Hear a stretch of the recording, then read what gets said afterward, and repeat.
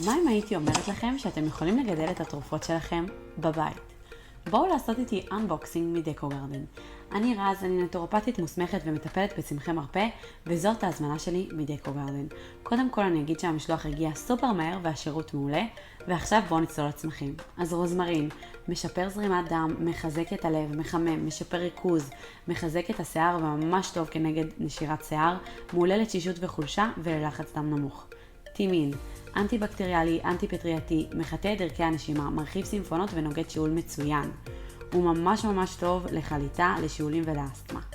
לבנדר, מלך הצמחים, מרגיע, נוגד דלקת, עוצמתי, נוגד אבית, מרחיק חרקים, נוגד כאבי בטן, משפר את השינה, מצוין לנדודי שינה ולהמון מצבים.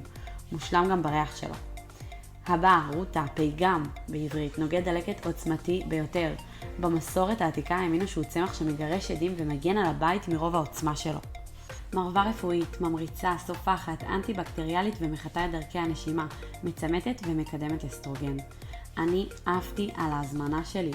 אז יאללה, למה אתם מחכים? אפילו קיבלתי מהם מתנה, איזה חמודים. אז יאללה, כנסו לאתר ותבחרו את צמחי המרפא שלכם.